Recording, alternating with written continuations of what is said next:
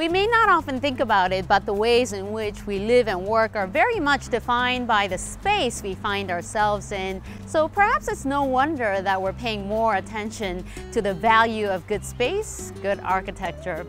Well, Korea has made progress in that aspect by leaps and bounds, and today we'll be discussing the present and the future of Korea's architecture with one of the winners of this year's Young Architect Award, Professor Nam Jung-min.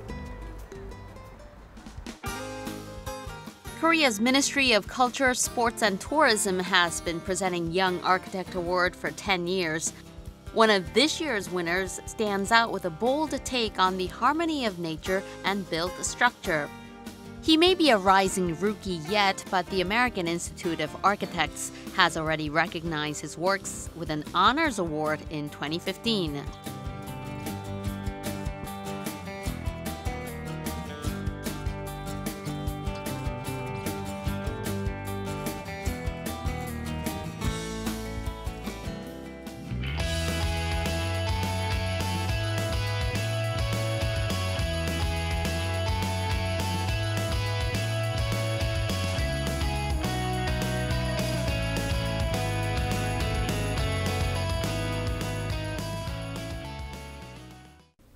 네, 만나서 반갑습니다. 네, 안녕하세요. 문체부가 선정한 올해 젊은 건축가상을 수상하셨어요. 또 이전에 많은 수상을 하셨겠지만 감회가 새로우실 것 같아요. 수상 소감 한 말씀 부탁드리겠습니다. 이거 사실 뭐 그런 실감은 안 나고요. 사실 저는 이제 지원을 했는데 뭐 설마 될까 하는 생각으로 지원을 했어가지고 돼서 너무 기쁘고 좋지만 아직 뭐 실감은 안 나고요. 그리고 상은 이제 건물에 대한 상보다는 상은 많지만 사실 건축가에 대한 상은 별로 없거든요. 그런 면에서 이제 건축가한테 그동안 했던 작업에 대한 상이라는 의미에서 되게 감사하게 생각하고 열심히 하라는 이제 채찍이라고 생각하고 네. 유치원 프로젝트가 또 심사위원들의 주목을 받았어요. 그래서 건축 부문 최고상인 Honor Award를 수상을 하셨어요. 크고 작은 또 창문들이 이렇게 있고 외벽에 이렇게 식물들이 있고 그래서 너무 재밌고 정말 다니고 싶은 유치원 이런 느낌이었는데.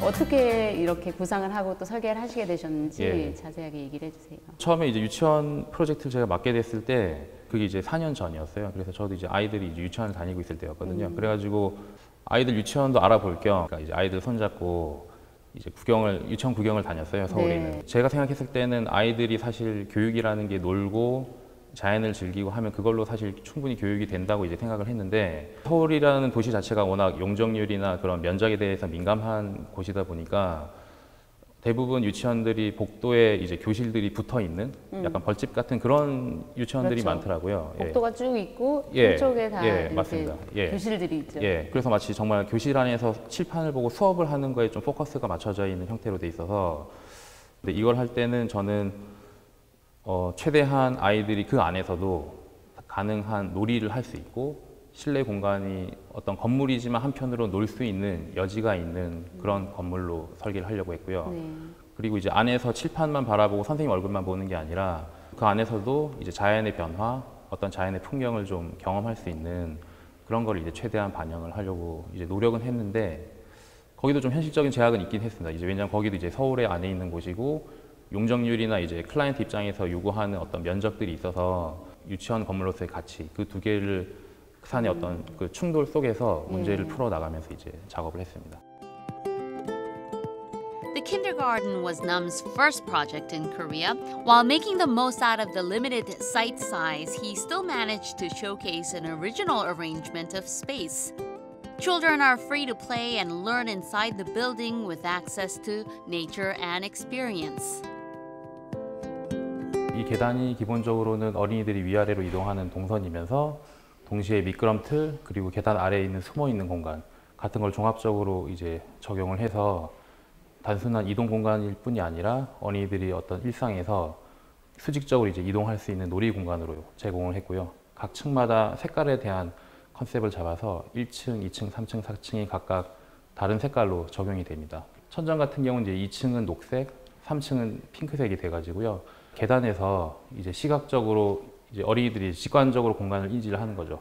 숫자 2, 3이 아니라 색깔의 변화를 통해서 공간의 변화를 인지할 수 있도록, 그리고 색깔의 변화를 통해서 이곳이 이제 층과 층 간에 이동한 어떤 전이 공간이란 거를 인지할 수 있도록 그렇게 계획을 하였습니다. 그리고 계단 옆으로 보이는 이 창을 통해서 365도로 이제 파노라믹 뷰가 항상 어린이들에게 일상에서 노출이 되면서 자연의 어떤 변화와 외부 풍경을 이제 실내에서도 경험할 수 있도록 적극적으로 적용을 했고요. 이 유치원에서는 복도 대신에 그 공용 공간으로서 홀을 마련했어요. 그래서 각 층마다 홀이 존재하고 홀을 중심으로 그 주변의 교실이 둘러싸도록 그렇게 계획을 했습니다. 그리고 교실은 보시는 바와 같이 홀을 둘러쌀 때 교실마다 각각의 어떤 그 곡면으로 되어 있는 벽으로 만들어서 어린이들이 봤을 때도 번호로 인식하는 게 아니라 교실의 형태로서 본인의 교실을 인지하도록 계획을 했고요. 옐로우풋이라는 아파트도 참 인상적이고 교수님께서 무슨 색을 좋아하시는지 알 것 같아요. 노란색에 굉장히 초점을 또 맞추시고 창문도 많고 어떤 교수님께서 선호하시는 스타일이 있는지 또 그리고 또 이게 굉장히 재미있는 제목을 가졌잖아요. 이색적이고 독특한데 어떻게 해서 이런 이름을 짓게 되셨는지도 얘기를 해주시겠어요?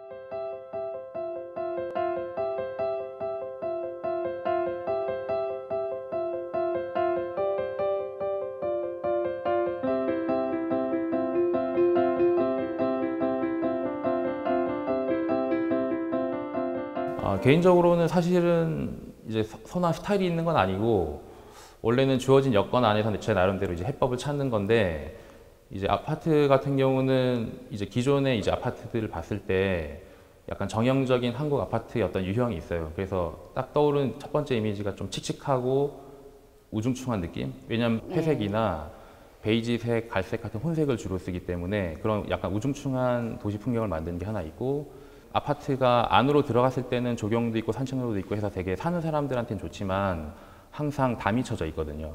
그래서 거주하는 사람만을 위해서는 되게 좋지만 도시의 일원으로서, 그러니까 우리 이웃으로서는 사실 좀 불친절한 이웃이라고 저는 생각을 했거든요. 배타적인 느낌이죠. 그래서 저는 이제 옐로우풋이라고 한 그 풋이 이제 아파트의 1층 부분인데요. 이런 밀도가 높은 서울에서 결국 설계를 해서 이제 주거를 계획을 하면 어쩔 수 없이 용적률이나 어떤 건물이 가진 경제성 때문에 필로티 구조로 갈 수밖에 없거든요. 그래서 1층을 띄어서 주차 공간으로 쓸 수밖에 없는 상황이 되는데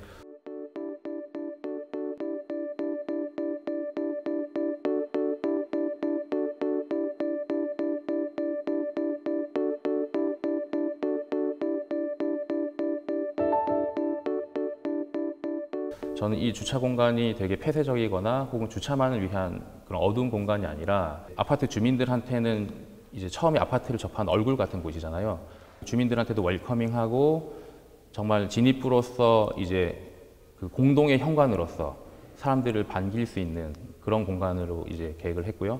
그 다음에 도로에서 봤을 때도 닫혀 있는 게 아니라 열려 있는 틈과 조경이 있어서 이제 길과 아파트 간의 어떤 의사소통이 좀 이루어질 수 있는 그런 거를 이제 목표로 했습니다. 그래서 1층부를 이제 노랗게 사람들을 반기는 그런 공간을 이제 제안을 했는데 조경도 함께 있고요. 그러다 보니까 그게 아파트 전체에서 발 부분에 해당해서 이름을 이제 옐로우풋이라고 제공했습니다. 그 서울시 또 공공 프로젝트 하나인 찾아가는 동주민센터 프로젝트에 참여를 하셨어요.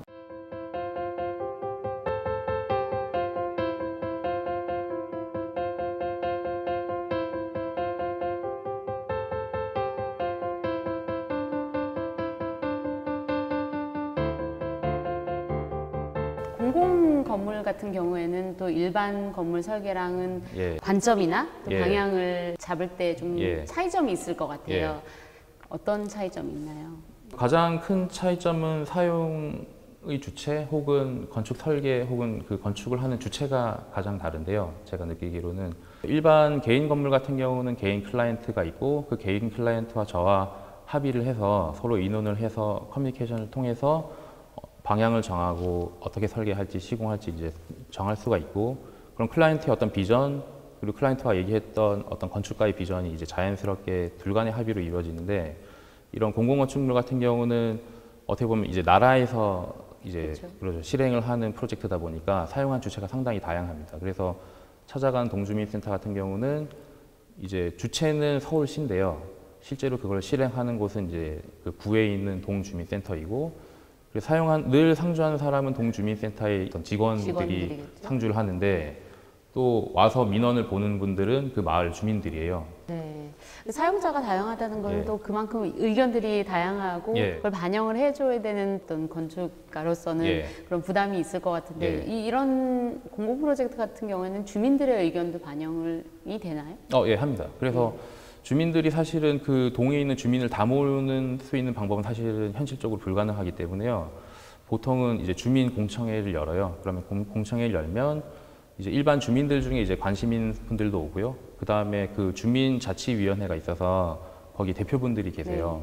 그럼 그분들이 이제 대표적으로 와가지고 어떻게 보면 주민을 대표하는 일부 그룹 사람들하고 이제 협의를 하게 되는 거죠. 그래서 현실적으로는 모든 사람하고 다 얘기를 하면 좋지만 이제 그럴 수는 없는 상황이다 보니까 주민의 대표 그룹과 저 그리고 그 동주민센터에서 이제 일하는 직원분들, 그렇게 그 세 개의 그룹이 같이 네. 협의를 해서 진행하게 네, 됩니다. 어쨌든 실사용자인 주민들이 자기 의견을 반영할 수 있는 통로가 있다는 예. 거가 굉장히 어떤 참여했다는 느낌이 예. 을 줘서 예. 의미가 있을 것 같아요.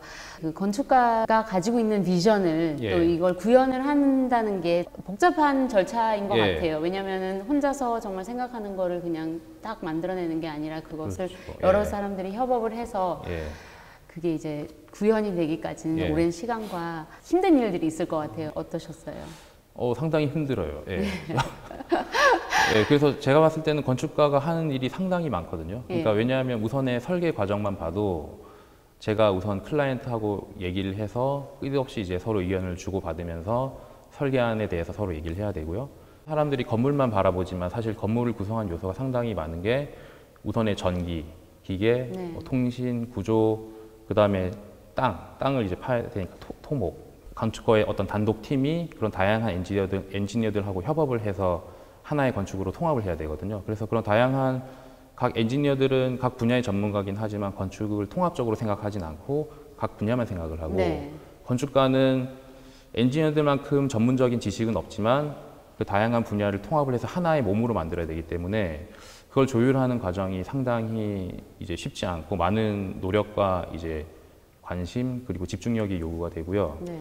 그 다음에 지어질 때는 시공팀이 오는데 하나의 시공회사로 생각하면 사실은 그 안에는 20개 혹은 30개 이상의 다양한 회사들이 이제 협업을 해서 건물 하나를 만들어내는데 건축가의 역할이 설계로 끝나는 게 아니라 건물이 지어지는 동안 이 건물이 도서대로 건축가의 의도대로 그러니까 클라이언트의 어떤 원하는 바대로 잘 지어진지 이제 계속 감리라고 해가지고 이제 현장에 가서 어드미니스트레이션 역할을 하거든요. 네. 그럼 그 과정에서도 그 다양한 그 파티의 사람들하고 이제 얘기를 해야 되기 때문에 그걸 조율하고 하나로 통합하는 과정에 이제 되게 많은 노력과 이제 시간이 네. 들어갑니다. NUM's current project is an 8-story office building. In addition to office space, each floor will have outdoor space for resting as well as a rooftop garden.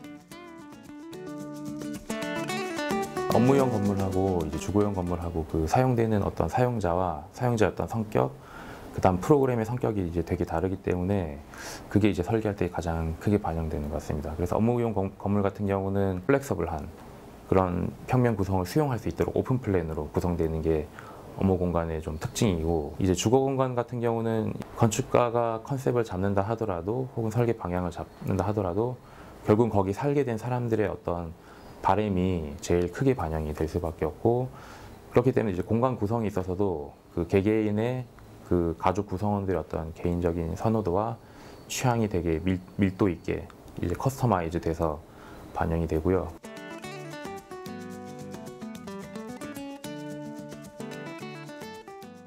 The architect must work to the client's brief, and yet the architect must also design with flexibility, taking into account that the owner and the user of the structure may change.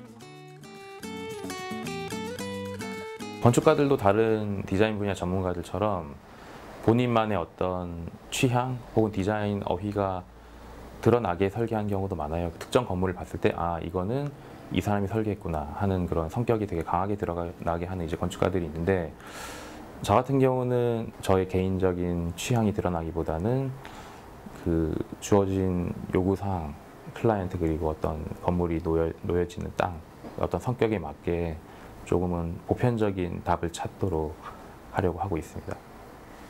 어렵게 예. 자신이 구상하는 거가 이렇게 구현이 되고 실제로 정말 이렇게 우뚝 섰을 때 예. 느끼는 그 어떤 뿌듯함과 자랑스러움은 일반인들은 상상할 수 없을 것 같아요. 정말 건축가의 직업이 정말 매력적인 게 그런 데서 오는 게 아닌가 싶어요. 예, 사실 예. 매력적이긴 해요. 그래서 힘들어도 계속 하는데, 그러니까 왜냐하면 이게 한 번 서고 또 서는 과정을 옆에서 지켜보고 있으면 이게 이제 물리적인 실체인 거잖아요. 그리고 그렇죠. 그 규모가 작지가 않고 사람을 압도하는, 예를 들면 우리가 그 안에 들어가야 되는 거대한 크기이기 때문에 실제로 이제 지어진 과정 그리고 지어졌을 때 최종 결과물이 이제 만족스럽다면 그게 상당히 그 희열감이 상당히 크거든요. 그래서 제 생각에는 수많은 건축가들이 그 고생을 하면서 이제 열심히 하고 있는 이유가 그런 그 만족감 때문에 하는 게 상당히 큰 것 같고요. 네.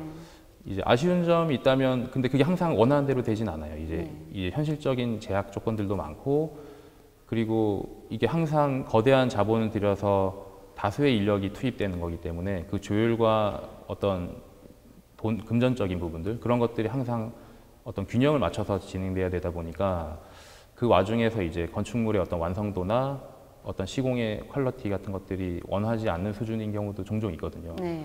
그래서 그런 면에서는 만족스럽지만 한편으로는 늘 이제 가슴 한켠에는 이제 아쉬움? 그죠, 아쉬움이 사실 커요, 되게. 네. 그러니까 약간 애증 관계처럼 좋아하지만 보고 있으면 이제 되게 사랑스럽지만 이제 막 그 마음이 안 드는 부분들이 가슴 속에 이렇게 딱딱 약간 박혀 정말 있거든요. 자식 같은 그런 자식을 예. 바라보는 부모의 마음 같은. 그거랑 비슷해요. 왜냐면 기간도 이게 보통 1년, 2년 넘게 걸리거든요. 네. 그러니까 설계까지 합치면 뭐 3년씩 걸릴 수도 있으니까 그렇죠. 약간 그거랑 사실 네. 좀 비슷합니다. 근데 예. 사실은 받아들여야 되는 거죠. 그렇죠? 그렇죠, 완성된 받아들여야, 예. 거를 그냥 있는 그대로 받아들이고 예, 그렇게 돼요. 사랑해줘야죠. 예. 그렇죠?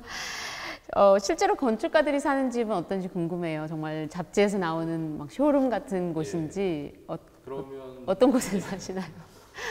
이제 뭐 건축가들마다 다 다를 것 같아요. 그건 예. 이제 건축가들마다 다 다른데 저 같은 경우는 이제 잡지에 나오는 그런 멋진 집에 살지는 않고요. 이제 아파트에 살고 있어요. 한국에서 흔히 볼 수 있는 평범한 아파트에 이제 아이들하고 같이 이제 와이프랑 같이 살고 있다 보니까 이렇게 깨끗하게 정돈된 잡지에 나오는 모습이 아니고 항상 이제 어질러져서 정돈이 안 된 모습으로 약간 부대끼며 살고 있습니다. 네, 그렇지만 또 모든 사람들이 자기만의 집을 짓고 싶은 그런 꿈을 가지고 있는데 건축가는 정말 실제로 그걸 할 수 있는 어떤 예. 툴이나 정말 요술지팡이 같은 걸 가지고 있는 거잖아요. 예. 그럼 언젠가는 또 지으실 것 같아요. 지금은 아파트에 살고 있지만 언젠가는 기회가 되면 주택을 한번 해보고 싶어요. 네. 그리고 아직까지 제가 주택 프로젝트 해본 적이 없는데 클라이언트도 이제 주택으로는 해본 적이 없는데 가능하다면 말씀하신 대로 제가 저의 클라이언트가 돼서 제가 정말 원하는 어떤 방향 같은 것들 한번 좀 제대로 반영을 해서 한번 해보고 싶은 게 제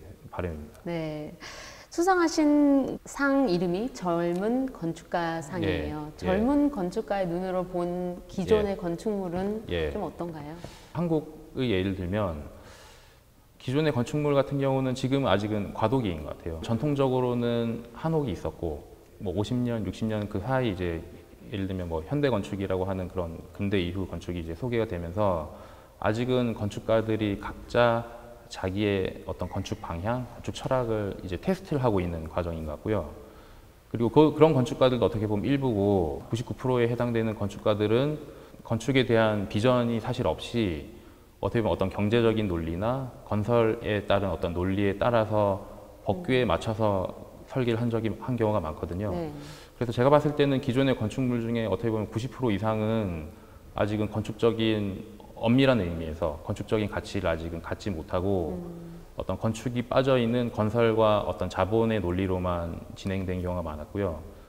한국엔 아직 그런 문화가 정착이 돼 있지는 않기 때문에 이제 건축에 대한 평가도 사실은 제대로 되어 있지가 않은 상태예요. 그래서 지금은 조금은 성숙이 아직 덜 된 상태라고 저는 생각을 하고 점점점 이제 그런 분위기가 될 수 있도록 네. 예, 만들어 가야 된다고 생각하고 있습니다. 네, 건축사가 좀 짧아서 그런지 모르겠지만 예. 사실 용어 정리나 예. 이런 것도 사실은 정확히 되어 있지 않는 부분들이 있어요. 예. 건축가라는 말도 있고 건축사라는 예, 말도 맞습니다. 있고 예. 사실 이게 혼재돼서 예. 쓰여지고 있긴 한데 교수님께서는 건축가가 어떤 좀 기술자에 가까웠다고 예. 생각하시는지 아니면 그래도 예술가다 예. 어떻게 생각하세요?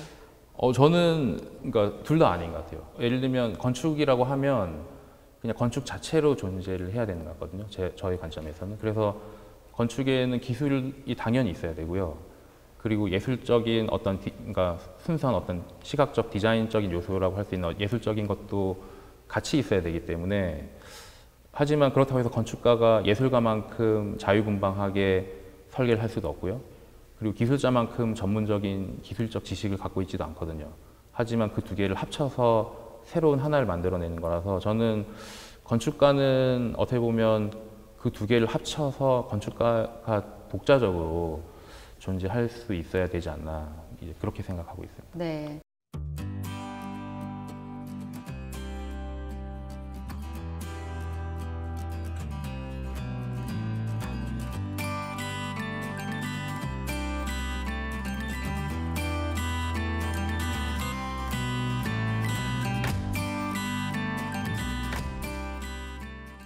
본격적으로 한국 예. 건축의 현주소에 대해서 좀 이야기를 예. 나눠보겠습니다. 우리나라 지금 현재 건축물을 보면 굉장히 외형이 획일적이고 단순한 게 맞는 것 같아요. 예. 그래서 뭐 이렇게 건물을 보면 저 건물을 왜 저렇게 지었지라고 생각해서 눈에 들어오는 경우는 있어도 예. 굉장히 이게 재미있고 뭔가 다양하다는 느낌은 없는 예. 것 같아요. 어떤 한국만의 건축 스타일이라는 게 있는 건지 아니면 왜 이런 현상이 예. 계속 예. 지속되는 건지. 나름대로 이제 건축을 하면서 관찰하고 생각한 바로는 건축물이나 구조의 어떤 유형이 획일화된 건 한국만의 문제는 아니고, 그러니까 사실 어떻게 문제가 아닌 거죠. 예를 들면 거의 모든 나라들이 사실 그 나라의 90% 이상에 해당되는 건물들은 유사한 유형과 유사한 재료와 어떤 어느 정도는 획일화된 어떤 스타일 내에서 혹은 건축적 방향 내에서 이제 설계도 되고 시공이 되고 있는데, 제 생각에 한국 같은 경우는 획일화라는 게 뭐 똑같다는 게 아니라 뭔가 비슷하게 될 때 어떤 가이드라인이 아직은 마련이 안 된 것 같아요. 그래서 비슷하게 하더라도 그거를 어떻게 비슷하게 할지에 대한 공감대의 어떤 가이드라인과 어떤 기준들이 있다면, 그래서 그 보편적 기준 안에서 개성을 발휘하면서 한다면 통일감을 가지면서도 충분히 개별 건물들이 유쾌할 수 있는 그런 건물들이 될 텐데, 지금은 오히려 그런 가이드라인이 없다 보니까 결정하는 기준이 산업이거든요. 네. 우리가 사용할 수 있는 재료의 범위,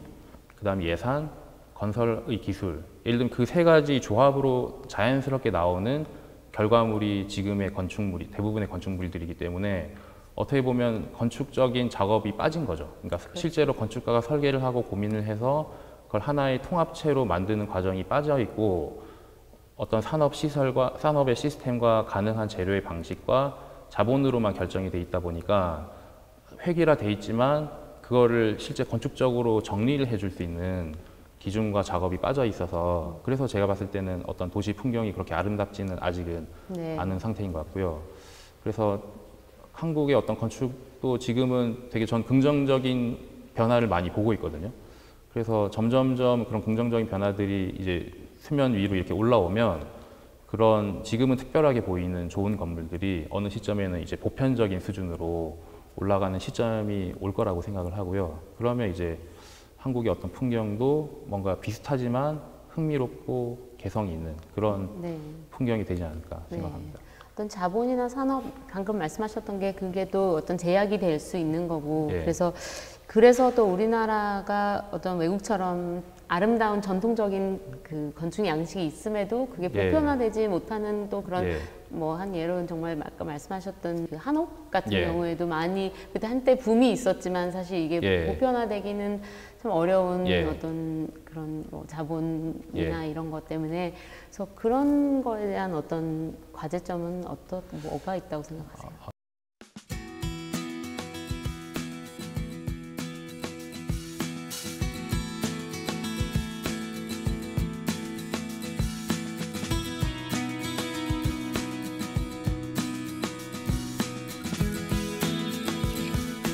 제 생각에도 사실은 전주 한옥마을이나 이렇게 지방의 한옥마을들 가면 아름답거든요. 네. 그러니까 실제로 이제 삶은 전 불편할 수는 있을 것 같아요. 마을 혹은 도시 집합체로서는 상당히 가능성이 크다고 보는데 아직은 그런 시도들이 산발적으로는 이루어지고 있지만 지속적으로 계속 발전이 되기엔 아직은 한계가 있다고 보는데 이유 중에 하나는 이제 한옥에 대한 혹은 한옥이라고 하면 이제 결국은 목조 건축이잖아요. 건축가가 설계를 하더라도 목조 건축에 대한 그걸 구조적으로 풀어줄 수 있는 전문가가 있어야 되는데 한국에는 전반적으로 이제 부족한 상태예요. 또 재료를 수입을 해야 돼요.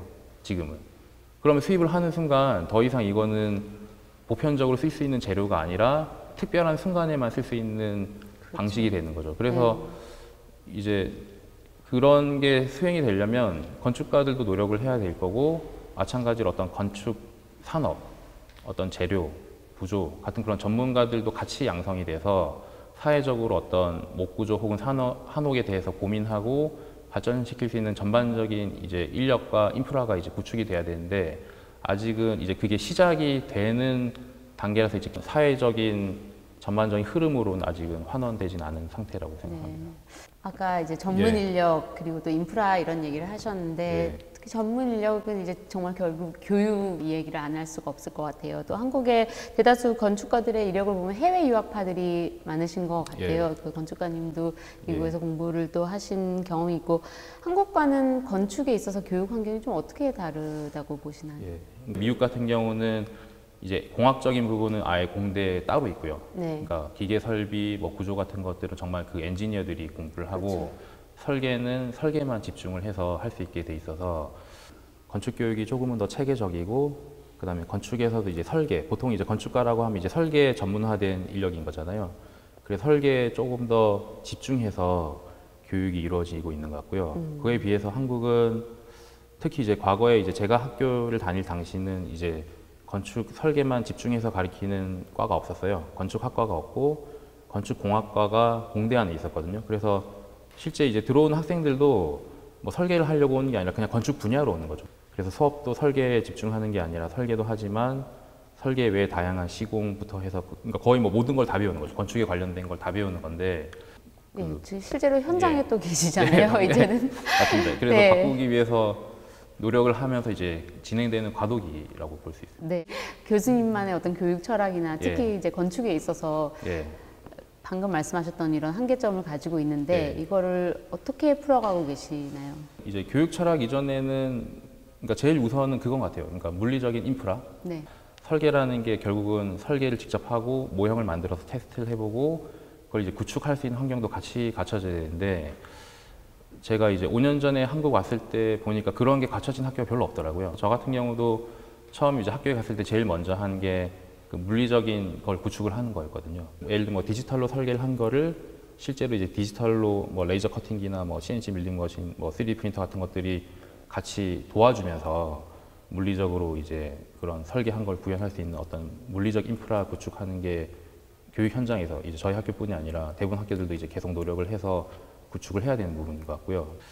그 다음에 학생들한테는 건축이 되게 매력적이고 흥미롭지만 사실은 상당히 노동집약적인 일이거든요. 그러니까 아무리 기술이 발달을 해도 결국은 이거는 이제 사람이 계속 붙어서 노력을 하고 창조적인 것들도 집어넣고 뭔가 통합을 하는 일이기 때문에 제가 봤을 땐 기계나 뭐 AI가 생긴다 해도 대체할 수가 없는 부분인 것 같아요. 그래서 그런 면에서 이게 상당히 집중력이 요구되고 끈기가 요구되기 때문에 이제 학생들한테는 정말 이제 설계를 한다고 하면 정말 집중해서 좀 밀도를 가지고 끈기 있게 할 수 있는 그런 어떤 태도, 약간 그런 것들을 좀 강조를 합니다.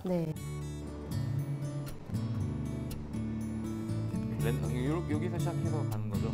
Nam's another vocation is professor. While most students are on vacation, the graduating class of architecture is busy at work. 그럼 그걸 처음 바로 물어봐야죠. 오늘 수업에서는 이제 졸업 설계이기 때문에 기존 설계 수업하고 다른 거는 이제 학교에서 프로그램과 주제를 주는 게 아니라 학생들이 각자 본인만의 어떤 주장, 그러니까 아규먼트를 만들고 그에 부합한 이제 주제와 어떤 프로그램을 제시를 하면서 그걸 이제 건축물로 이제 발전시키면서 이제 졸업 설계를 하게 됩니다. 단독주택은 As a professor, he encourages his students to take on bold design research or experiments, and he supports them to apply their new attempts to real field work. The idea is for theory and practice to complement each other. 설계석 같은 경우는 실제로 짓는 거를 전제로 하지 않고 이제 주어진 사이트 안에서 조금은 더 컨셉과 비전 그리고 이제 그 건축물이 그 안에서 가져야 되는 어떤 가치에 좀 더 초점을 맞추기 때문에 현실적인 면에서는 좀 부족할 수는 있지만 어떤 건축 자체가 갖고 있는 어떤 비전에 대한 고민을 많이 하게 돼요. 학교에서 이제 설계 수업을 하면서 학생들이 가져온 어떤 컨셉이나 비전을 같이 저도 이제 고민을 하면서 제가 이제 실무에선 하지 못했던 꿈을 좀 꿔볼 수 있는 거죠. 네, 건축에 대한 어떤 공감대가 좀 부족하다는 얘기를 하셨는데 그게 또 어떻게 보면 우리나라를 지금 대표하는 딱 뭐 프리츠커 상을 수상한 뭐 건축가다, 일본 뭐 안도 다다오나 이렇게 대표하는 건축가가 없어서도 뭐 그런 생각을 또 해봤어요. 저도 사실 그거 생각을 좀 해봤는데 근데 저는 그건 아닌 것 같아요. 그러니까 예를 들면 한국에는 사실 개인적으로 잘하시는 분 상당히 많아요. 외국 건축가에 뒤지지 않는 분들이 상당히 많은데 결국은 저는 그게 개인의 문제가 아니라 건축에 대한 어떤 문화적인 인프라, 그다음 뭐 사회적인 인프라 혹은 산업적인 인프라가 갖춰져야 되는 것 같거든요. 그래서 그게 갖춰지면 저는 프리츠커 상은 그냥 시간 문제인 것 같고요. 그냥 10년이냐 50년이냐 그런 시간 문제지 분명히 나올 수밖에 없는 상태가 될 거라고 생각을 하고 어떤 사회적 공감대를 여기저기서 다 같이 노력을 해서 조금씩 바꿔나가야 되는 거라고 생각을 합니다.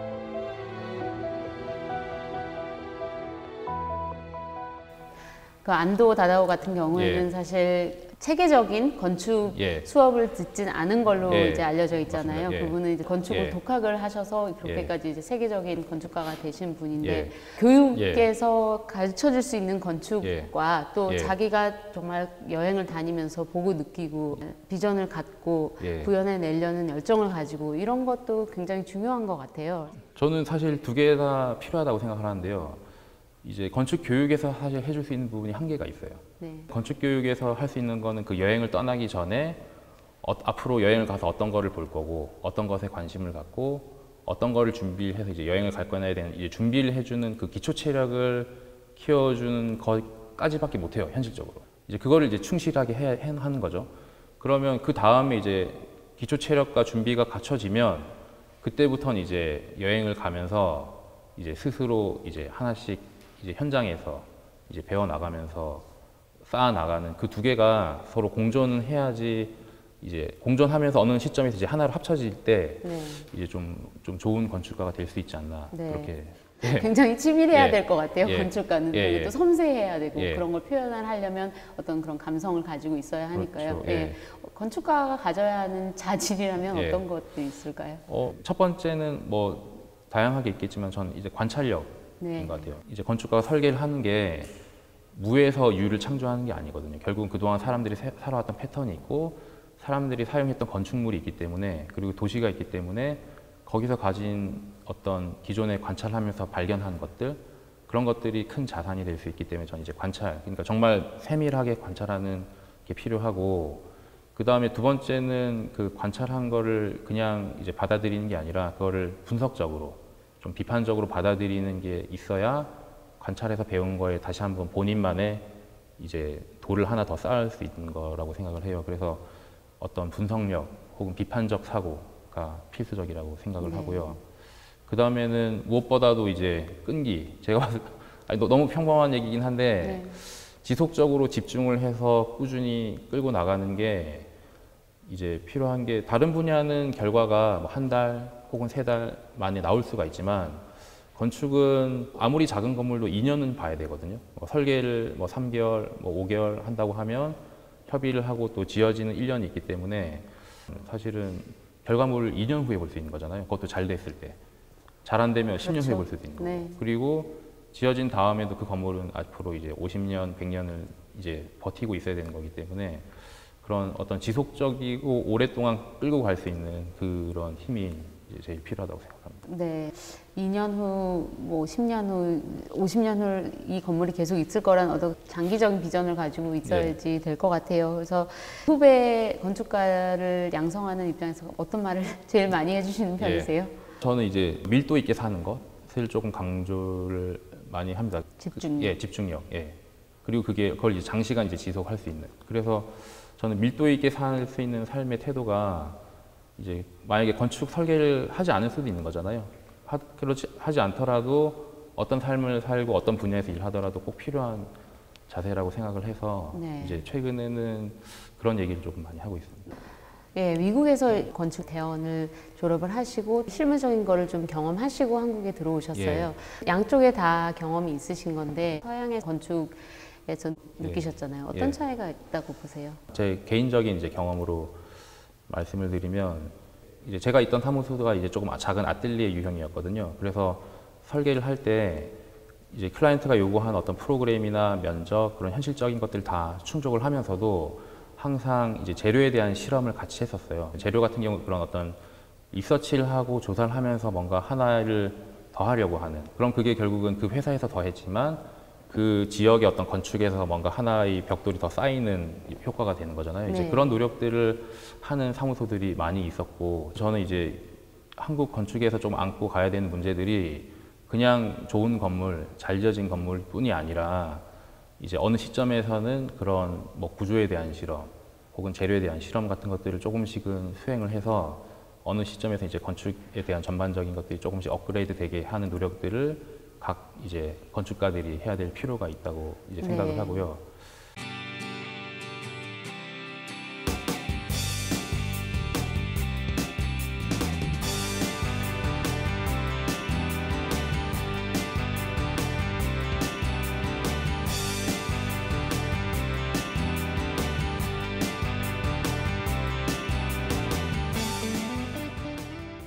건축가가 되신 큰 계기나 어떤 영향을 받으신 그런 인물이 있으세요?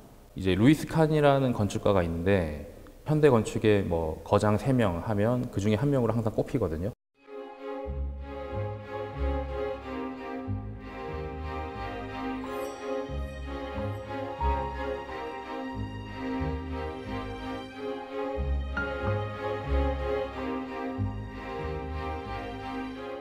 미국에서 주로 활동을 했던 건축가인데 이제 어느 날 우연히 그분이 설계한 건물을 가게 됐어요. 이제 저는 몰랐어요. 그때 미국에 도착해서 좀 한번 건축 설계를 제대로 공부를 해볼까 하던 차에 이제 제가 이제 텍사스 알링턴이라는 곳에 놀러를 갔는데 갔더니 이제 거기 알링턴에 있는 대학교 학생들이랑 제가 우연히 만났는데 제가 이제 보스턴에서 이제 공부하다가 유학생인데 왔다고 하니까 이제 되게 친절하게 잘해주더라고요. 그러면서 차까지 태워서 저를 데리고 한 바퀴 건축 투어를 해줬어요.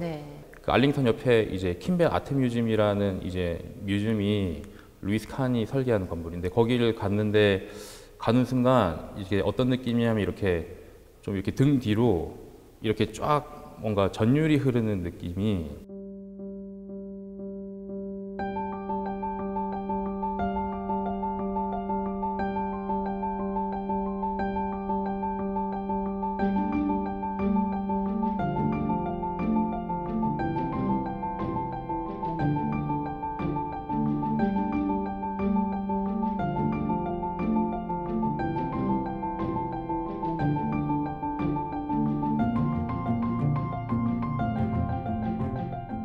제가 그 건물을 잘 모르고 그냥 갔는데도 입구에서부터 그런 느낌이 이렇게 들어서 그래서 이제 그 건물이 루이스 칸이 설계한 건물로 되게 유명한데 저는 이제 잘 몰랐던 단계라서 다시 이제 보게 됐거든요. 그래서 그 이후로 루이스 칸이 설계한 건물은 기회가 되면 다 가봤거든요, 직접. 그래서 그 루이스 칸이 갖고 있는 어떤 건축적인 어떤 공간의 해법, 뭐 빛과 그림자를 쓰는 방법, 어떤 프로그램과 어떤 동선에 대한 해결 방법 그런 것들이 상당히 저는 인상적이어서 그게 직접 제 건축 설계에 직접 반영이 되지는 않았어요. 아직 그렇진 않았지만 직접 그 건물을 봤을 때 그 감동이 상당히 커서 예. 그분이 이제 한 분을 꼽자면 그분이 가장 예. 이제 인상적인 분입니다. 외국 건축가 루이스 칸에게 예. 굉장히 많은 영감을 받으셨다고 예. 하셨는데 다른 사람들도 예. 느껴봤으면 좋겠다. 예. 어떤 걸까요? 이제 루이스 칸 같은 경우는 건축 설계를 할 때 큰 매스부터 소소한 디테일까지 다 이제 집중을 해서 했지만 이제 다른 건축가들하고 큰 차이점은 되게 순수한 지오메트리를 많이 썼어요.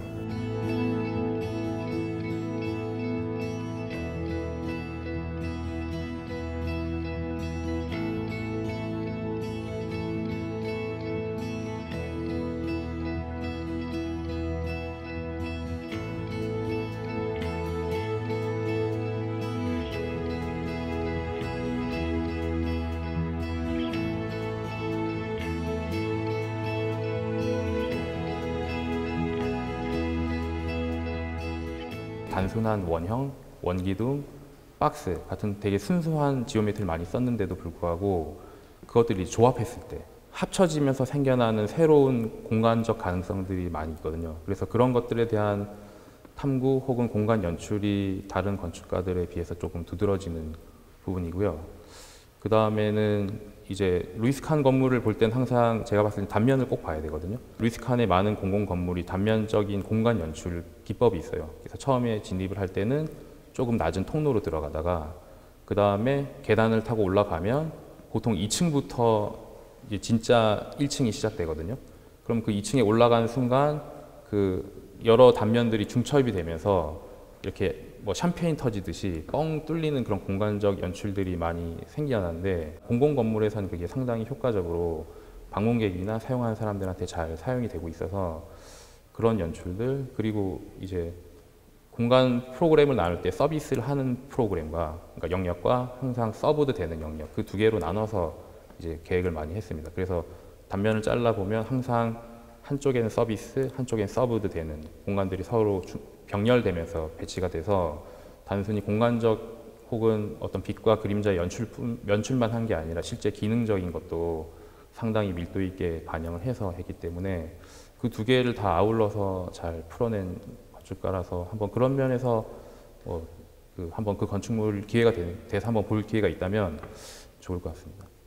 네. 최근 우리나라의 건축물의 트렌드는 또 어떻다고 보세요? 이제 건축은 트렌드의 영향을 받기보다는 오히려 그 자리에 앞으로 10년, 50년, 100년이 있어야 되는 건물이라서 트렌드보다는 정말로 그 건축물이 가져야 되는 어떤 기본적인 기능, 필연적인 어떤 구축적인 어떤 고민, 그다음에 그 건물이 갖고 있는 어떤 공간에 대한 사용, 그런 것들이 훨씬 좀 더 중요한 것 같아요. 그래서 저는 건축물이라고 하면 어떤 트렌드를 따르기보다는 그 건물이 이제 지속할 수 있는 어떤 시간적 가치를 고려할 때는 트렌드가 아니라 건축물이 가지고 있는 어떤 기본에 더 충실한 게 이제 오히려 그게 어떻게 보면 모든 건축물이 가져야 되는 트렌드가 아닌가 그렇게 예. 생각을 하고 있습니다. 교수님이 생각하시기에 정말 건축물이 가지는 가치, 이건 예. 정말 좋은 건축이다. 예. Good architecture. 예. 뭐라고 생각하세요? 제가 봤을 때는 이제 근본적으로는 좋은 건축이면 이제 타임레스한 게 가장 이상적으로 좋은 건축이라고 생각합니다. 그래서 그 건축물이 놓였을 때 이제 외관뿐이 아니라 실제로 그거를 사용하는 사람, 그리고 거기를 이제 가끔씩 방문하는 사람, 그리고 어떤 사람은 이제 사실 외관만 보는 사람도 있겠죠. 이제 들어오진 않지만 그 앞에 있는 길을 늘 매일 일상에서 지나가면서 이제 보게 되는 사람. 그래서 그런 건축물을 둘러싸고 있는 안과 밖의 모든 사용자들에게 있어서 이제 늘 시간이나 유행과 상관없이 항상 이제 긍정적인 영향을 줄 수 있는 건물이 이제 좋은 건축물이라고 생각합니다. 네, 어떤 이런 신념을 가지고 설계를 하실 때 사실 정말 실제로 작업하실 때는 예. 부딪히는 어떤 한계점, 고민하시는 부분들이 분명히 생길 거라고 생각을 해요. 예. 실제와 이론은 다르니까요. 예. 다르니까요. 어떤 부분이 가장 좀 힘드신가요? 이제 프로젝트 성격마다 다르지만 이제 특별한 공공 프로젝트거나 거대한 뭐 기념비적인 건물이 아니면 결국은 그 클라이언트가 가지고 있는 개인적인 필요한 사항들이 있거든요. 경제적인 것들, 면적에 대한 것들 같은 것들이 있고, 저는 이제 건축가 입장에서는 그거를 당연히 존중하고 따라야 된다고 저는 생각을 하고요. 하지만 한편으로는 그것만 따르기에는 결국 건축물이 갖고 있는 공공적인 성격이 좀 더 크기 때문에 주변의 이웃으로 들어오는 거기 때문에 새로운 이웃이 어떤 이웃이 들어오냐가 그 동네에 영향을 주게 되거든요. 그래서 늘 고민하는 부분이 그런 어떤 개인적인 욕망 그리고 건축물이 가져야 하는 어떤 공공적인 그 동네에서 지역에서의 성격 결국 어느 한쪽으로 치우치기는 현실적으로 힘든 것 같고요. 그 두 개를 다 만족하는 그 어떤 틈새 같은 것들을 찾아서 이제 하나의 건축물로 통합을 하는 과정이 이제 쉽지는 않더라고요, 생각보다. 그래서 그런 고민들이 가장 힘들고 이제 두 번째는 그걸 이제 실제 시공 현장에서 이제 풀어나갈 때 지을 때 어떻게 재료들이 만나고 이제 지어질지에 대한 어떤 그런 부분들이 이제 저희들이 생각하는 어떤 이상적인 시공 현장의 어떤 여건하고 그 시공회사가 가지고 있는 어쩔 수 없는 현실적인 제약들이 있어요. 그 안에서 이제 이 건물을 어떻게 지어서 풀어나갈지 고민하는 것들이 그런 부분이 상당히 좀 뭐 힘들다거나 뭐 즐길 수 있는 부분도 되고요. 네. 즐거우면서도 한편으로는 계속 고민하고 힘든 네. 그런 부분인 것 같습니다. 네. 사람이 건축을 만들고 또 예. 건축이 사람을 만든다는 말이 있어요. 그 예. 말에 공감하실 것 같아요. 어떤 건축가가 가지고 있는 어떤 역할이나 책임 예. 뭐라고 생각하세요? 일단 건축이라는 게 항상 개인의 소유인 것 같지만 항상 그 도시 안에서는 공공의 존재로 존재할 수밖에 없거든요. 아무리 본인의 어떤 비전 혹은 어떤 클라이언트의 요구사항도 중요하지만 이제 그건 보통 이제 항상 기본적으로 지켜지니까요. 그래서 책임감을 가져야 될 부분은 어떤 공공적인 부분인 것 같아요.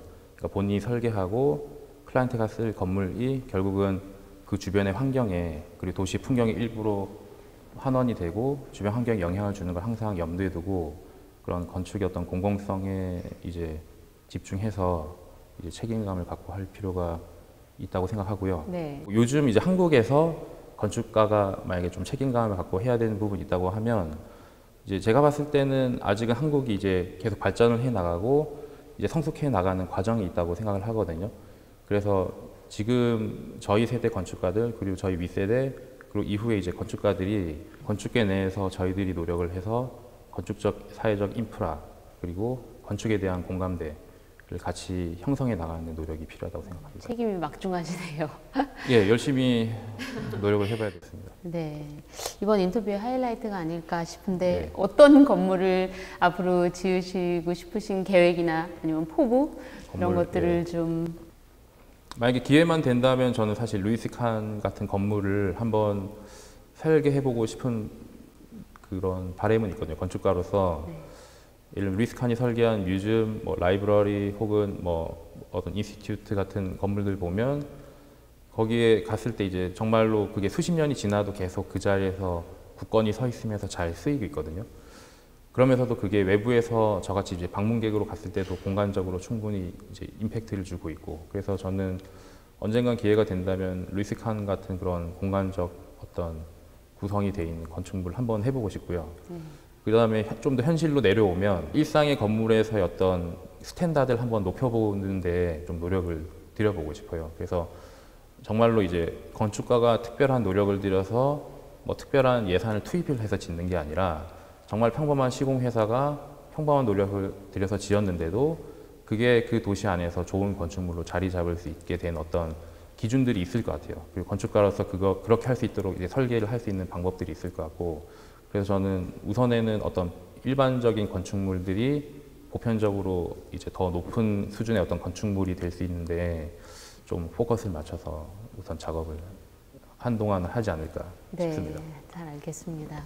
다음번에 인터뷰를 할 때는 몇 년 후가 될지는 모르겠지만 예. 혹시 프리츠커 상을 아니요, 수여하신 후에 아니요, 뭐 저의 그럴 그런 때는 영광을 저는 전혀 없을 것 같은데요. 진짜로 예, 전혀 있을 수가 없고 제가 받으면 좋겠지만 겸손하신 거 아니 아니에요? 겸손한 게 아니고 정말입니다. 왜냐하면 제가 그동안 설계를 하면서 잘하는 사람을 너무 많이 봤어요. 네. 저는 뭐 그런 것보다는 오히려 아까 제가 말씀드렸던 어떤 제가 하고 싶은 그런 것들이라도 계속 잘 할 수 있으면 그것만으로도 뭐 되게 행복하게 멋있는 설계를 할 수 삶이죠. 있을 것 같습니다. 네, 네, 오늘 시간 내주셔서 너무 감사해요. 즐거운 아, 예. 대화 나눴습니다. 네, 저도 감사합니다. 네.